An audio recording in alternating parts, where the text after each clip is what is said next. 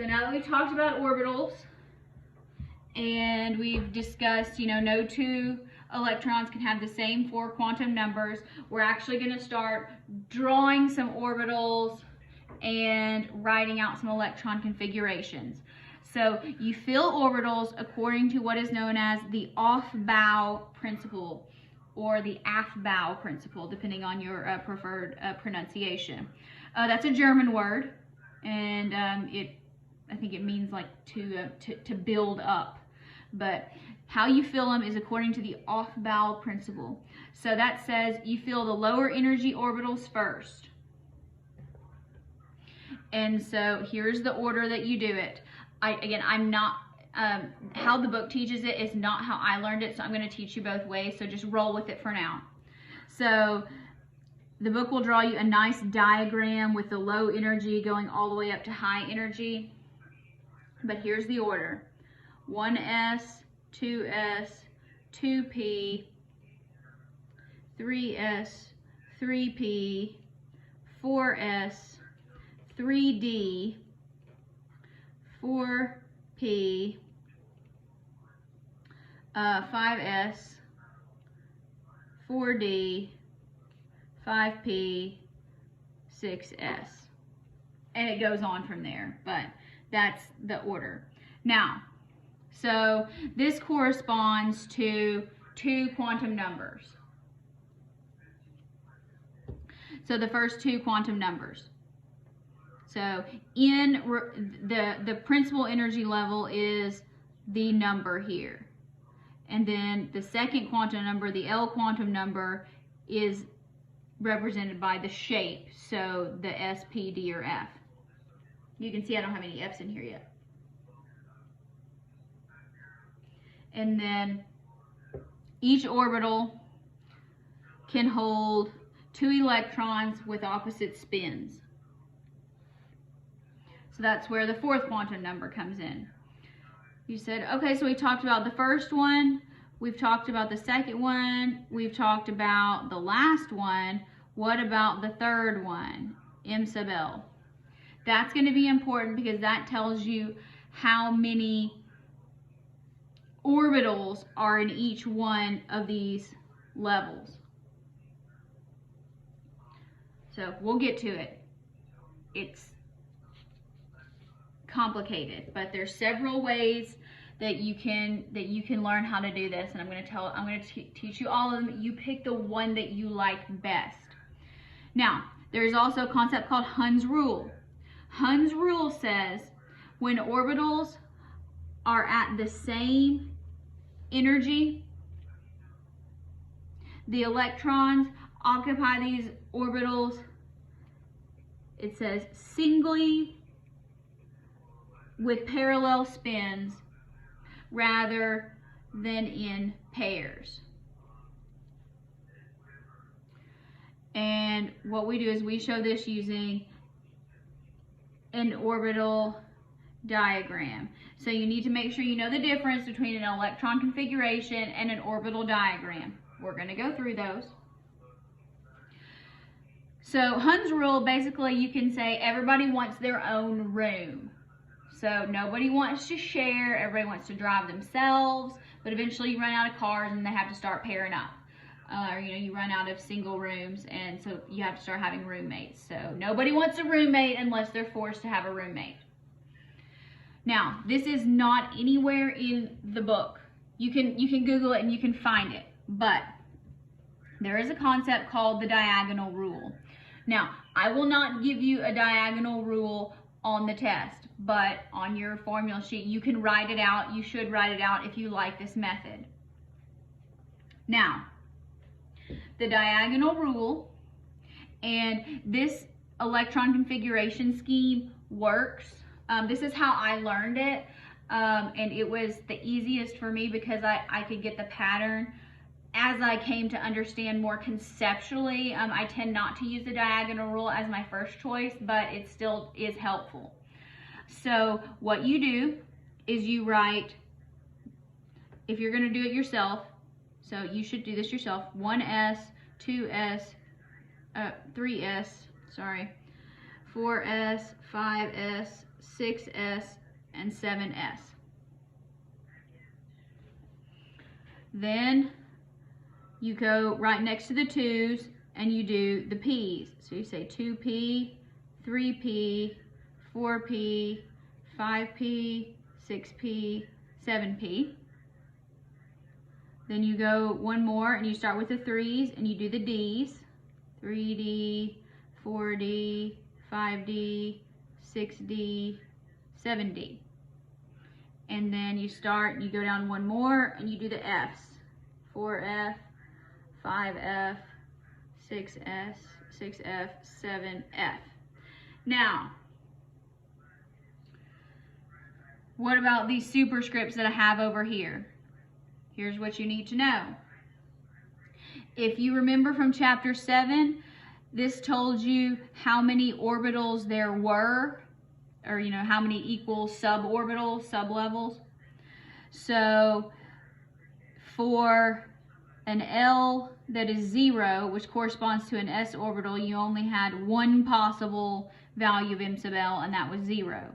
So that tells you there is only one s orbital. Now when you throw in the fourth quantum number that says this can have 2 electrons as long as they have opposite spins. So an s orbital can hold 2 electrons. A p orbital, so s has n, l, m, and s. Okay, we'll get back to the diagonal rule for a second. And a p, and a d, and an f. So n is the same, basically. So we said L is 1, 2, 3, and 4. So M, this is going to tell us how many hotel rooms that we have when we draw these orbital diagrams, and then we fill them up, and that tells us how many electrons there are. M, 0, so, oh no, so this is 0, 1, 2, and 3, sorry. So 0, -1, 0, 1, -2 to 2, -3 to 3. So that means there's 1, 3, 5, and 7.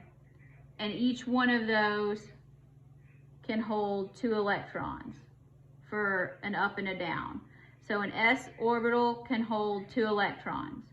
A p orbital has 3 orbitals. Each one of them can hold 2, so p orbitals can hold 6, the p level. D's, there's 5 equal subshells. Each one of them can hold 2 electrons, so there's a total of 10 electrons in a d orbital. And F, there's 7 equal sublevels, and so each one of those can hold 2 electrons. So an f orbital can hold 14. And then that's the same. That doesn't change. If it's an s, it can always hold up to 2. It doesn't have to hold exactly 2. These don't have to be full, but you fill them in the proper order. So that's where the 6 is. P's are always 6. D's are always 10. F's are always 14. Now, how you fill them up. So you write that down, and then you start from the top right and you draw your arrow down. So 1s2, then 2s2, then 2p6, 3s2, 3p6, 4s2, 3d10, 4p6, 5s2, 4d10, 5p6, 6s2, 4f14, 5d10, 6p6, 7s2, 5f14, 6d10, 7p6, and then you can go on, but you won't need those. So that's how you draw the diagonal rule, and that tells you the order that you go in. Most people prefer that rather than having to do this energy diagram according to how much energy they have. This tends to be the most preferred way initially. So let's practice filling these up. Let's start with the element lithium. So you need your periodic table here. You have lithium. Here it is. Lithium is atomic number 3, so that means it has 3 protons. So how many electrons does it have? It's a neutral atom, so if it has 3 protons, it should also have 3 electrons. Now, let's use our diagonal rule to figure out how we place these electrons. So first, it says we go to 1s2. All right, so we've used 2 electrons. We still have 1 more, so we need to go to the next one. The diagonal rule says next we go to 2s. So we've used 2 electrons. Each s can hold 2. Do we need both of these spaces? No, we only need 1. So 1. So the total of these little exponents here, they're not exponents, but superscripts perhaps if you prefer. The total of all of those should equal your total number of electrons. Now, when you draw an orbital diagram, that's referring to these boxes based on the M set of quantum numbers. So a 1s orbital is a single box. There's only 1 of them. And each one of those can have an electron that has an opposite spin. Now, I draw these horizontally. You can draw them vertically. Vertically is probably more accurate, but it doesn't really matter that much to me. I'm not in the practice of drawing orbital diagrams frequently. Now, then we have the 2s, and how many electrons are in the 2s? There's only 1. So I tend to, by practice, draw up arrows first. If you want to draw down arrows, you can be a Debbie Downer. It's totally fine. Next, let's do beryllium. Find beryllium on your periodic table. There it is. Atomic number 4, 4 protons. How many electrons does it have? 4. So follow the diagonal rule. 1s2, 2s. How many can an s hold? 2. So if we put 2 in here, do this with a pencil at first because you're probably going to need some time, and that's okay. So 2 plus 2 is 4. We've used 4. So now to draw an orbital diagram, this is our boxes.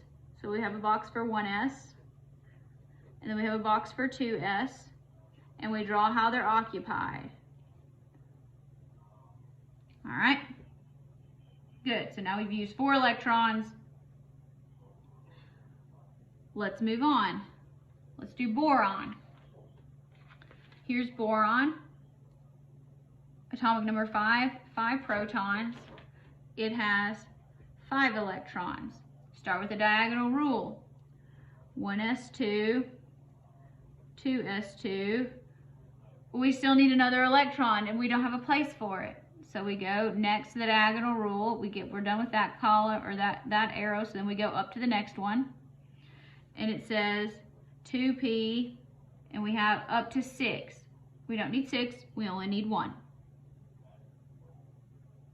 So, now, here, let's draw our 1s, let's draw our 2s, and now a p orbital, when you look at the quantum numbers here, there are 3 equal sublevels here. So when you draw a P, you draw 3 boxes. And that's going to be 2P. And so 1s can each hold 2. The 2s can then hold 2. The 2P, we only need 1. So these are all, the rest of these are empty. So if you count 1, 2, 3 boxes, each one holds 2. That's where you get a p orbital holds 6 electrons. Let's keep on going. Now, next one, carbon. Carbon has 6 electrons. So according to the diagonal rule, it is 1s2, 2s2, 2p2. So notice we're just going on. So we draw our orbital. Our s orbitals have one box. All right. So fill from left to right first. Now, this is where it was talking about Hund's rule, everybody wants their own room. So you already have one here, and now we need to add another one. So this guy does not want a roommate. So we're gonna put our second one here. And see how both of these arrows are going up? It would be okay if both of them were going down. They just need to be parallel, meaning one needs to go up and the other goes up. If one goes down, the other goes down. You don't have an up and a down one. That's how they prefer to do it. Next one, nitrogen. Nitrogen has 7 electrons. The electron configuration there, 1s2, 2s2, 2p3, because we're adding more. So 1s, 2s, 2p, so there's 1s, 2s, so 1, 2, where do we put this third one? Everybody gets their own room. If they can, if there's room, they want to spread out, they want to take their own room.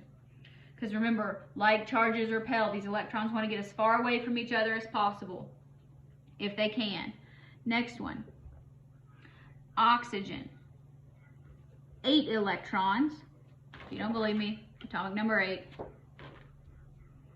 1s2, 2s2, 2p4. So here, now having to draw orbital diagrams, not something you're going to need to be doing a whole lot. It's a great practice for conceptually knowing how things are filled up. We'll be doing them when we talk about certain properties. But long term, that's not a skill that I have had great need of in the workplace. But it is good to know because it helps you understand things. So 1s, 2s2, 2p, we've already got 3. Where do we put the fourth one? Everybody can't have their own room anymore. They're full up. So now we start pairing up. And when we pair them up, remember, each one has to have an opposite spin. So like this is plus 1/2, this is minus 1/2 as its fourth quantum number. So all these have the same N and L number, different M sub L numbers, if you're talking about quantum numbers. Next, fluorine has 9 electrons. So it is 1s2, 2s2, 2p5. So 1s, 2s, 1s, 2s, 2p, 1s, 2s2, 2p, and yes, always fill them in that order. Go up, up, up, then come back and start going down. If you start trying to fill all the boxes with you're gonna get going too fast and you're going to forget it. So you go up, up, up, then come back and start putting in the down arrows. Keep going. Neon, atomic number 10, has 10 electrons. So it is 1s2, 2s2, 2p6.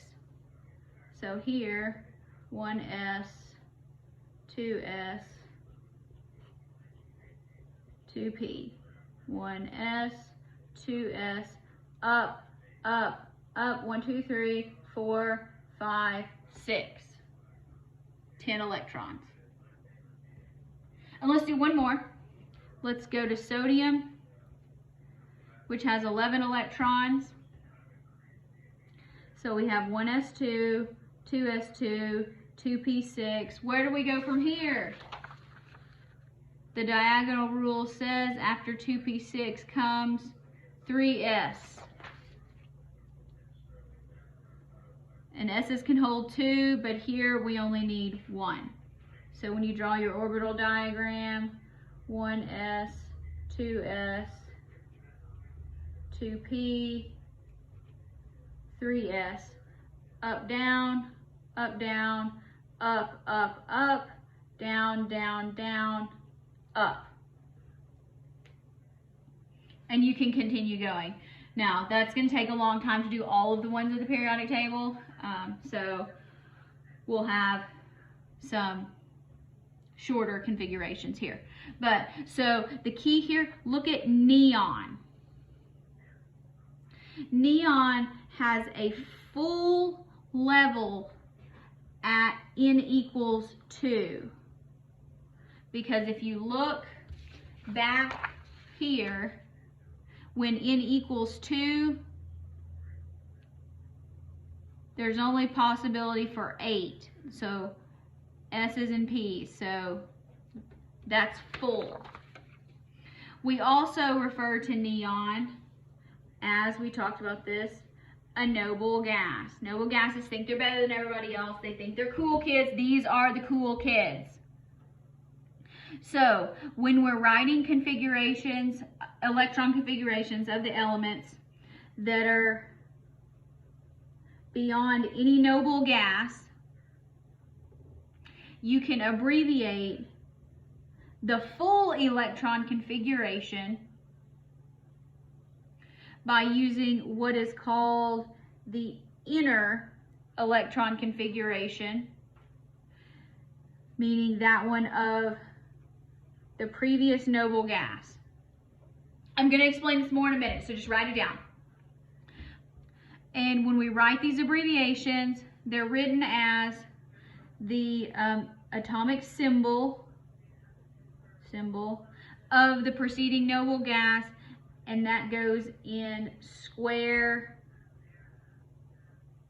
brackets. Now, get your periodic table out, and I'm going to tell you this. The periodic table is arranged according to these electron configurations, similar properties. So, you know, we had drawn like 1 to 18 up here. If you haven't already, you need to make your rows 3, 4, 5, 6, 7. Down here, this is 6 and this is 7. Make sure you have done that. When you get to a test, do that first. All right. Now, if your periodic table also has charges written on it, good. We'll come back to those too. All right. So now, notice neon here has, so this is n equals 1. That's all there is. For n equals 2, you have a 2s, you have a 2p.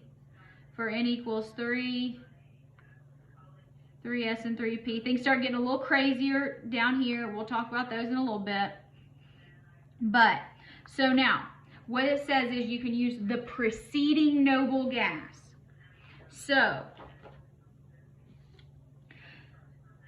what we care about, and we'll talk about shortly, and we'll define, are inner or core electrons versus valence electrons. That's in the next section. We'll define it more shortly. But, so look on your periodic table, and for elements that are in the third row, n equals 3, if you're going to write their abbreviated electron configuration, you go to the preceding noble gas. So you go up 1 row, all the way over to the noble gas. So for any of the elements in the third row, you can abbreviate starting at neon. So you go to neon, and then you would say 3s1. Because look, 3s1. So do you see here? This is neon. So you're just saying, we start here, this is inferred, and then we add on our next one according to the diagonal rule. So fourth row, N equals 4. The preceding noble gas is, up one row, all the way to the right, argon. So you would bracket argon. Elements in N equals 5. Go up one row, all the way over, krypton, bracket krypton. Then continue according to diagonal rule. In 6, up one row, all the way to the right, xenon. And in N equals 7, up one, all the way to the right, radon.